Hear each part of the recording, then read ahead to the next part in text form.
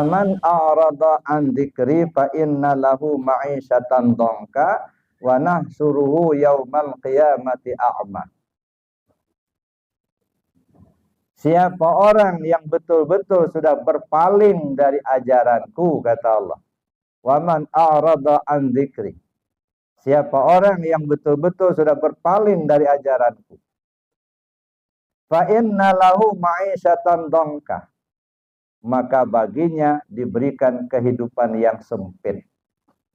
Sempit pikiran, sempit hati, sempit ekonomi. Ya. Enggak kebuka.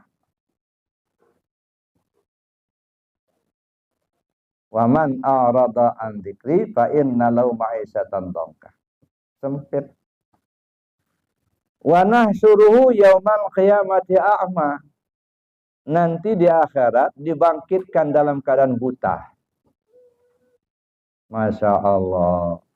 Udah di dunia kehidupan sempit, di akhirat buta pula. Cukuplah penyandangan. Ya. Tapi banyak yang mau Pak seperti itu. Udah jelas-jelas dikasih tahu sama Allah. Wa man a'rada an dzikri fa inna lahu ma'isyatan dhanka. Siapa orang yang berpaling dari ajaranku, aku berikan kepada kehidupan yang sempit di dunia ini. Sempit ekonomi, sempit pikiran, sempit hati. Ya, nggak kebuka tadi. Di akhir buta pula. Lagi melek aja belum tentu senang Pak, apalagi buta Pak. Mungkin bukan matanya yang buta, hati yang buta. Nggak tahu arah. Kemana diri ini akan dibawa. Miliaran anak manusia berkumpul. Kemana kita ini? Nggak tahu arah. Masya Allah. Nah, tinggal kita pilih. Ya, mana yang cocok. Ingin takwa kepada Allah, Allah berikan jalan keluar dari kesulitan, rezeki diberi oleh Allah dari segala penjuru yang tak diduga-duga. Semakin tinggi tingkat ketakwaan, tingkat penyerahannya kepada Allah, semakin banyak jalan keluar yang diberikan Allah dari kesulitannya, semakin banyak rezeki yang tak diduga-duga. Nah, ini peringatan dari Allah. Nah, jadi Bapak Ibu yang saya hormati, kita kembali kepada apa yang saya bicarakan di awal. Dulu Pak Tari itu hidup, ada. Sekarang sudah enggak ada. Beliau sudah meninggalkan dunia ini. Nah, bagaimana kita? Bagaimana dengan diri kita ini? Ya. Ternyata benar Pak, kematian itu bukan omong kosong, bukan. Kullu nafsin za'iqatul maut. Karena kematian itu satu kepastian, kita nggak bisa menghindar. Ada dulu ceritanya orang menghindar dari kematian. Nabi Sulaiman alaihissalam kedatangan tamu. Ya. Sedang ngobrol-ngobrol tamu itu dengan Nabi Allah Sulaiman alaihissalam. Datang pula tamu yang baru. Ini baru datang tamu ini. Di tamu yang datang pertama tadi, ngelihat tamu yang baru ini ketakutan. Beda orangnya.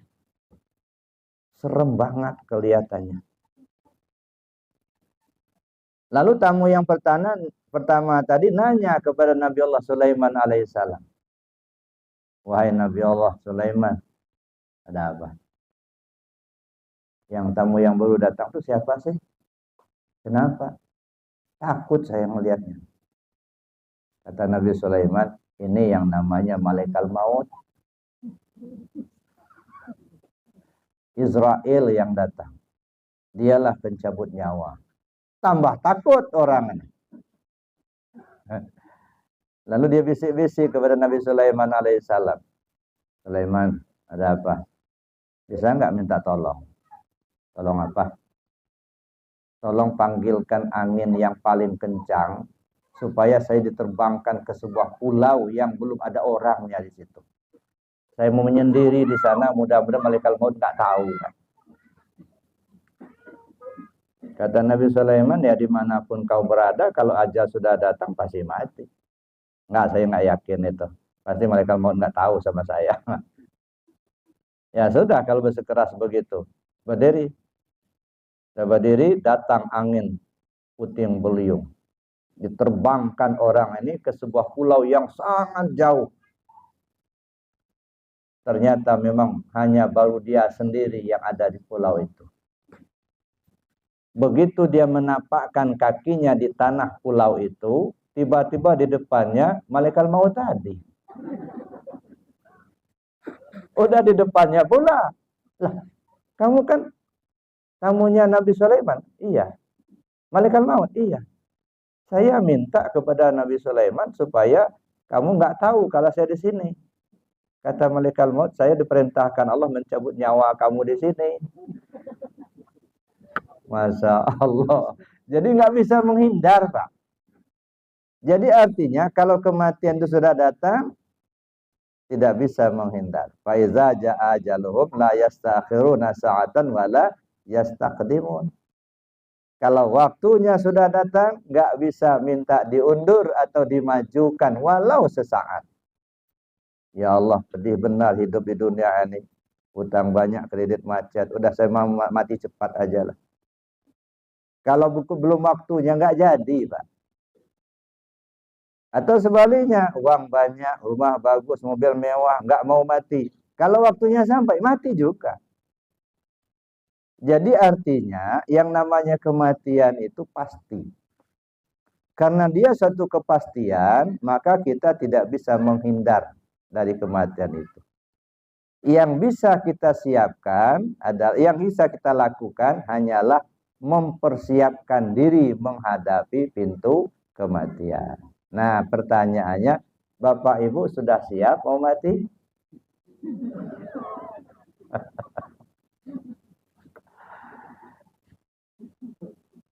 Untung dijawab belum. Mudah-mudahan masih dipanjangkan Allah umurnya. Kalau dikatakan sudah siap, nah dua kemungkinan, Pak. Nggak lama lagi dicabut, atau nekat. Belum punya persiapan, tapi sudah siap mati, nekat. Mati saja nekat, apalagi yang lain. Jadi apa yang bisa kita lakukan? Mempersiapkan diri menghadapi pintu kematian. Itu hanya itu, Pak, yang bisa kita lakukan. Nggak bisa menghindar. Pertanyaannya, apa yang sudah kita persiapkan? Nah, ini kan. Karena kita tidak bisa menghindar dari kematian itu, maka kita perlu mempersiapkan diri menghadapi pintu kematian itu. Nah, sekarang kita tanya ke diri kita masing-masing. Sudahkah kita punya persiapan untuk berangkat? Lagi orang pulang kampung aja sebulan sebelumnya sudah mempersiapkan diri.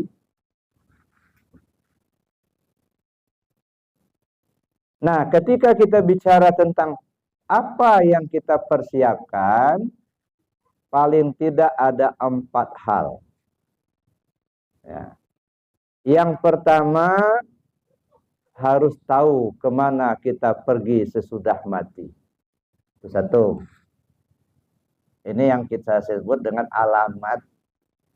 Tahu alamat, kemana kita pergi sesudah mati nanti. Kalau nggak jelas alamatnya, Pak, khawatir kesasar.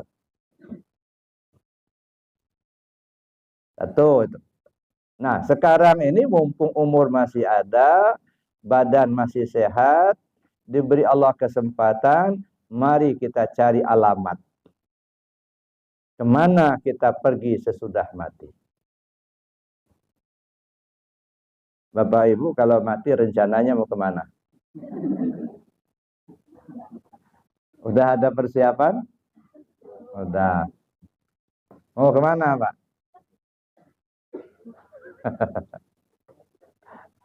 Saya sering tanyakan seperti ini, apalagi pas takziah, Pak. Bapak Ibu kalau mati nanti rencananya mau kemana?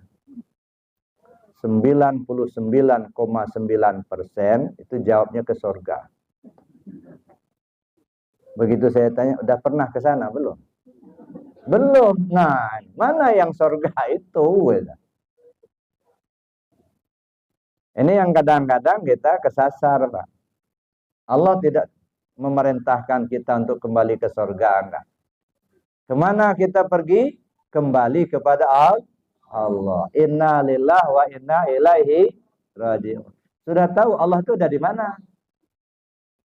Nah, mau ketemu Allah tapi nggak tahu Allah itu ada di mana.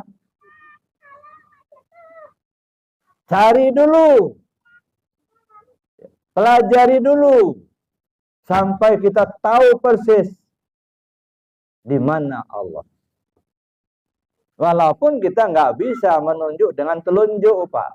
Kenapa? Karena Allah itu tidak menempati jihad 8.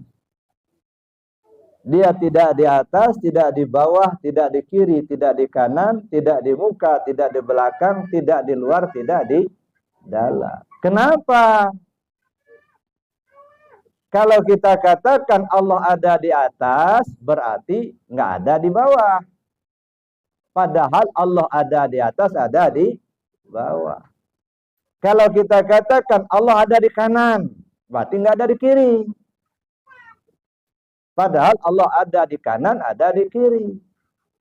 Kalau kita katakan Allah itu di depan, berarti nggak ada di belakang. Padahal dia ada di depan, ada di belakang. Kalau kita katakan dia ada di dalam, berarti nggak ada di luar. Padahal di dalam dia ada, di luar ada. Ini yang disebut muhitul lil alamin. Meliputi alam. Cuman kalau kita nggak tahu, ya namanya nggak tahu, Pak. Jangan sampai kita mencari Tuhan seperti kita mencari kacamata yang sedang dipakai. Ini kacamata lagi dipakai. Sibuk, mana kacamata saya tadi? Katanya. Kata kita menyembah Allah, tapi Allah yang kita sembah kita nggak kenal. Bagaimana cara menyembahnya kalau nggak kenal Allah yang kita sembah? Yang kita tahu baru aturan-aturan yang dibuat oleh Allah. Itu yang kita lakukan. Tapi Allahnya yang bikin aturan itu kita nggak kenal. Rugi, Pak. Aturannya kita jalankan, tapi Allahnya mesti kita kenali. Maka disinilah pentingnya ngaji, Pak. Jangan sampai hidup ini hanya sekedar nunggu mati, Pak. Bagaimana hidup ini supaya mempersiapkan diri untuk selamat sampai ke akhirat. Wa bataghi fi ma ataka Allahu darul akhirah wa la tansa nasibaka minad dunya. Gunakan apa yang Allah berikan kepadamu itu untuk kepentingan akhiratmu. Dan kamu pun tidak boleh lupa kalau kamu sedang di dunia sekarang. Jadi apa yang Allah berikan kepada kita, gunakan untuk kepentingan akhirat. Allah beri kita sehat, sehat gunakan untuk kepentingan akhirat. Allah beri kita rezeki, rezeki gunakan untuk kepentingan akhirat. Allah berikan kita kesempatan, kesempatan gunakan untuk kepentingan akhirat. Nah, ini kita mempersiapkan diri menghadapi pintu kematian tadi. Cari alamat, cari Allah itu ada di mana. Nah, di sini diperlukan kita untuk mengkaji. Ya. Diperlukan kita untuk memahami betul. Jangan sampai kita hanya sekedar nunggu mati saja. Begitu waktunya sampai, nggak tahu alamatnya kemana, akhirnya kesasar. Satu. Yang kedua, pelajari rute jalan yang akan dilewati. Mana rute jalannya yang akan kita lewati supaya kita bisa sampai kepada yang dituju. Kata mereka yang ahlinya, paling tidak ada 4 alam yang akan dilewati. Pertama disebut dengan alam ruhiyah. Apa yang disebut alam ruhiyah? Apa tanda-tandanya atau ciri-cirinya? Dan bagaimana kita menyikapinya? Namanya kita mempersiapkan diri. Kalau enggak, bisa kesasar. Satu, alam ruhiyah. Selesai alam ruhiyah, masuk lagi ke alam siriyah. Seperti apa alam siriyah itu? Apa ciri-cirinya? Bagaimana kita menyikapinya? Godaannya luar biasa. Kalau kita tidak memahami bagaimana menyikapinya, khawatir kita tenggelam di situ, kesasar. Yang ketiga, alam nuriyah. Seperti apa alam nuriyah itu, ciri-cirinya apa, dan bagaimana kita menyikapinya. Dan yang keempat, alam uluhiyah. Sama seperti apa alam uluhiyah itu, cirinya apa, dan bagaimana kita menyikapinya. Sekarang Pak, persiapkan itu. Kalau doa orang yang masih hidup, itu namanya pertolongan Pak. Ibarat orang berjalan di pinggir jurang. Kira-kira dia akan terjerumus, ditarik, akhirnya selamat. Namanya pertolongan. Tapi kalau yang bersangkutan sendiri mencebur masuk ke jurang, bagaimana nolongnya? Dia sendiri yang menceburkan diri masuk neraka itu. Allah nggak kenal, alam yang akan dilewati nggak tahu, persiapan apa yang harus kita perbuat belum siap juga. Sementara kita berleha-leha dalam dunia ini, ya dah. Hari berganti hari, datanglah pekan, pekan berganti, datanglah bulan, bulan berganti, datang tahun, tahun berganti. Sampai juga waktunya. Persiapan? Belum ada. Penyesalan yang tak ada ujungnya. Itu yang kedua. Pelajari rute jalan yang akan dilewati. Yang ketiga, siapkan kendaraan yang akan ditumpangi. Perjalanan jauh, Pak. Siapkan kendaraannya. Kalau nggak siap kendaraan, Masya Allah, takut nggak nyampai, Pak. Mana kendaraan itu? Secara isyarat, ibadah yang kita lakukan ibarat kendaraan. Salat kendaraan, zikir kendaraan, baca Quran kendaraan, sedekah kendaraan, haji kendaraan. Itu kendaraan. Dalam bahasa ibadah namanya zikir, salat zikir, puasa zikir, baca Quran zikir, haji zikir. Dari sekian banyak model zikir, afdalul zikir fa'lam annahu la ilaha illallah. Nah ini kendaraannya, Pak. Ini kendaraan yang akan kita tumpangi. Ibarat pesawat, sudah punya pesawat, sudah bisa jadi pilot atau belum? Pesawat punya, tapi belum bisa jadi pilot. Maka kita kaji betul mana kalimat la ilaha illallah itu. Apa maksudnya? Jangan hanya tahu kalimatnya, tapi nggak tahu isi. Nah, ngaji mencari isi. Mana isi la ilaha illallah itu? Namanya saja kalimat tauhid. Kalimat tauhid itu artinya alat untuk bertauhid. Pernah nggak Bapak Ibu mendengar kisahnya Nabi Musa membelah laut? Pernah, Bu? Pernah. Bapak sudah pernah dengar ceritanya? Pakai apa Nabi Musa belah laut? Pakai tongkat. Hebat kan tongkat Nabi Musa itu? Kalau dapat, Pak, belilah itu. Bisa belah laut juga. Kenapa Nabi Musa diperintahkan Allah untuk memukulkan tongkatnya ke laut sehingga laut menjadi belah, menjadi jalan? Ketika itu Nabi Musa beserta pengikutnya dalam keadaan terjepit, menghindar dari kejaran Fir'aun dan tentaranya, akhirnya sampailah ke tepi pantai. Begitu sampai ke tepi pantai, nah kejepit. Maju, mencebur masuk laut, mati. Bertahan, sebentar lagi tentara Fir'aun akan datang. Mereka akan membunuh, mati juga. Belok ke kiri, jurang. Belok ke kanan, jurang.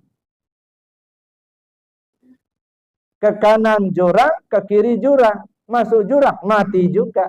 Kejepit. Dalam posisi terjepit itu, Allah perintahkan, pukulkan tongkatmu. Begitu tongkat dipukulkan ke laut, laut menjadi belah, akhirnya jadi jalan dilewati oleh Nabi Musa beserta pengikutnya, akhirnya selamat sampai ke seberang. Dikejar sama Fir'aun dan tentaranya, begitu semuanya sudah berada di tengah-tengah laut itu, akhirnya laut menyatu lagi, tenggelam semua.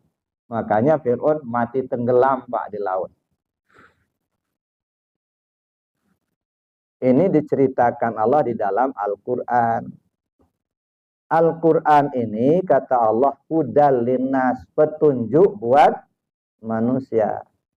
Kita ini manusia, ya berarti petunjuk buat kita, kan gitu. Jadi Al-Quran itu diturunkan Allah untuk jadi petunjuk, Pak. Supaya kita selamat. Mana petunjuknya? Kita ambil intibar ini. Ini intibar. Kejadiannya benar terjadi zaman itu. Tapi karena sudah dicantumkan dalam Al-Quran, menjadi petunjuk buat kita. Bagaimana menemukan petunjuknya?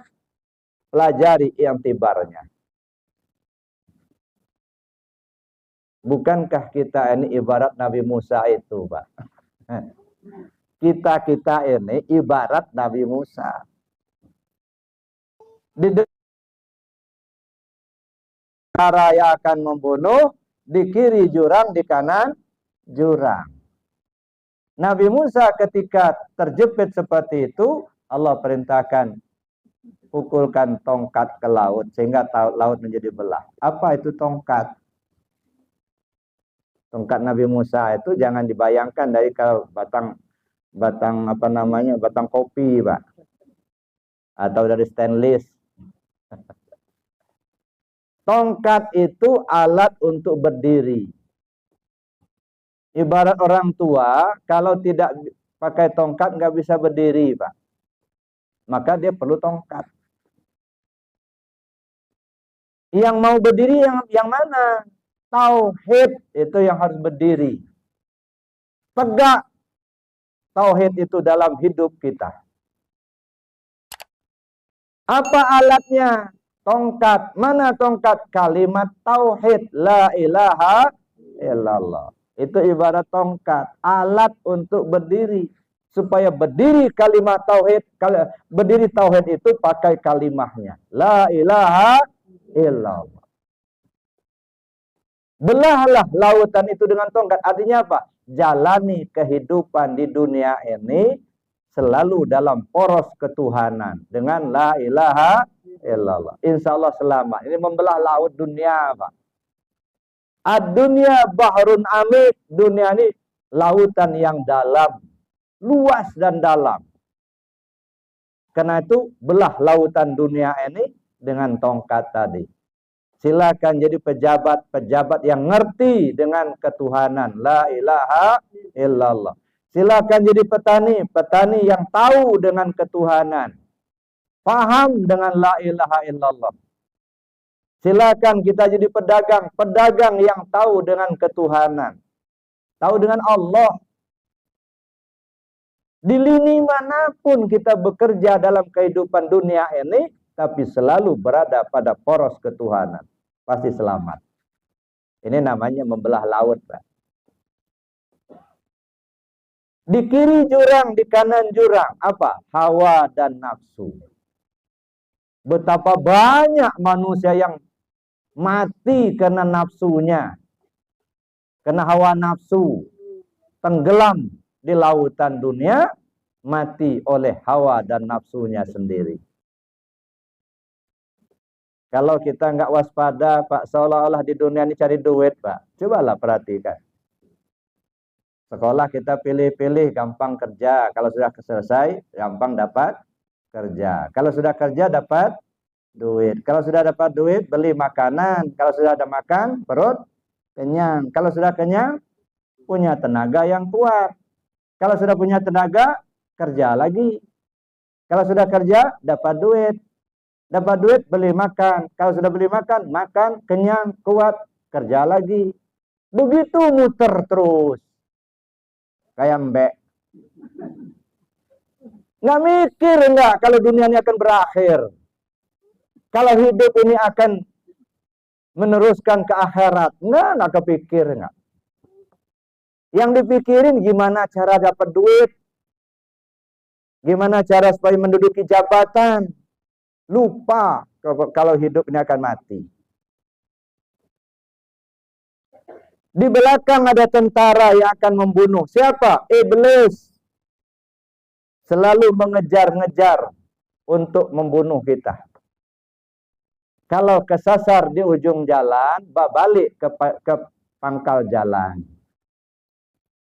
Artinya apa? Dekat-dekat dengan Allah. Kalau kita dekat dengan Allah, iblisnya menjauh. So, iblis nggak berani, nggak sama Allah. Nah, jadi kalau kita dekat dengan Allah, maka iblisnya menjauh. Tapi kalau kita jauh dari Allah, nah iblis yang mendekat. Kalau iblis yang sudah mendekat, ikut campur dengan kehidupan kita ini, nggak ada yang selamat, Pak. Susah-susah amat, Pak, mikirin utang nggak bayar, kredit macet, udah ambil tali gantung leher aja. Ini nasihat iblis. Maka dekat-dekatlah dengan Allah, kita akan jauh dari iblis. Tapi kalau kita jauh dari Allah, maka dekat sama iblis. Tinggal pilih saja. Jadi Bapak Ibu yang saya hormati, itu siapkan kendaraan. Apa kendaraan tadi? La ilaha illallah. Jadidu imanakum. Perbaharui iman kalian, kata Rasul kepada para sahabat. Lalu para sahabat tanya, kaifa nujaddidu imanana ya Rasulullah? Bagaimana caranya ya Rasul kami perbarui iman kami? Kata Rasul, faksiru bizikri la ilaha illallah. Kalian mesti banyak-banyak sebut la ilaha illallah itu. Itu dulu. Banyak-banyak, jangan sedikit, lebih banyak lebih bagus. Banyak-banyak sebut la ilaha illallah. Nah, cuman karena kita nggak paham, ngelihat ada orang zikir la ilaha illallah dalam bilangan yang banyak, usil pula. Ngapain meke. Allah tuh nggak tuli, katanya. Ada dulu, Pak. Ada di antara jamaah. Buya, katanya, gimana caranya? Cara gimana? Itu suami saya itu belum mau masuk tarekat. Nggak mau dia punya zikir. Malah kalau saya zikirnya selalu diomelin terus, katanya. Kalau lagi zikir, la ilaha illallah. Sambil ketawa-ketawa dia, katanya. Udah, woi, katanya, copot leher kamu nanti. Udah, saya bilang jangan dilawan. Namanya suami. Udah, doa aja sama Allah supaya diberi Allah petunjuk. Mudah-mudahan dibukakan Allah hatinya, mau mengamalkan zikir. Coba menakib bulan depan, saya bilang bawa dulu ke Arafah. Ya, siapa tahu Allah bukakan hatinya, gitu ya, supaya dia mau belajar zikir. Rupanya bulan depan dibujuk-bujuk sama istrinya itu, rupanya datang juga Pak Manakib. Ikut manakib. Begitu selesai manakib, rupanya diam-diam ikut talqin, Pak. Talqin zikir. Begitu sudah talqin zikir, Masya Allah, tekunnya Pak ngamalkan zikir. Waktu khataman datang, waktu manakib datang. Ya, malah dia yang menggerakkan kawan-kawannya untuk manakib. Ini kalau Allah beri petunjuk, Pak. Kalau Allah nggak beri petunjuk di hati kita, nggak bakal, Pak. Maka saya bilang sama jamaah, saya ini ibarat lagi menggilingkan besi berani ke tanah. Nanti kalau ketemu yang berani, dia lengket, Pak. Tapi kalau di tanah itu memang nggak ada yang berani, walaupun 1000 kali diguling-gulingkan, nggak ada yang lengket, nggak. Nah, tergantung ya petunjuk dari Allah. Maka kita minta kepada Allah supaya diberi petunjuk ke jalan yang diridhoinya.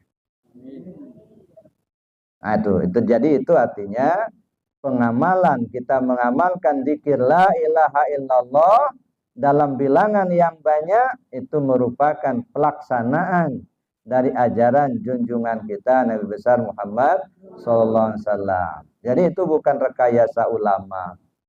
Rasul yang nyuruh. Jadi kalau percaya sama Rasul sallallahu alaihi wasallam, nah itulah salah satu perintahnya. Jaddidu imanakum bikasrati qauli la ilaha illallah. Perbarui imanmu dengan banyak menyebut kalimat la ilaha illallah. Tapi ketika kita akan mengamalkan dzikir la ilaha illallah itu, perlu kita belajar dulu kepada yang ahlinya. Ya, inilah keuntungan kita yang diberi Allah petunjuk mau belajar zikir, karena belajar zikir tarekat itu harus ada silsilah, Pak. Ya, dari guru-guru sebelumnya. Si A belajar kepada si B belajar kepada si D belajar kepada si C, terus sampai ke junjungan kita Nabi besar Muhammad sallallahu alaihi wasallam. Terus sampai ke Jibril, sampai ke Allah Subhanahu wa taala. Ya, jadi ada bimbingan. Ya, jadi inilah keuntungan kita yang belajar tarekat itu, ada bimbingan dari guru-guru kita yang sudah gaib, walaupun secara fisik kita belum pernah ketemu. Tetapi secara ruhaniah sudah tersambung dengan mereka. Mereka membimbing kita secara gaib, secara batin. Coba kalau nggak ada guru, mau bertanya sama siapa?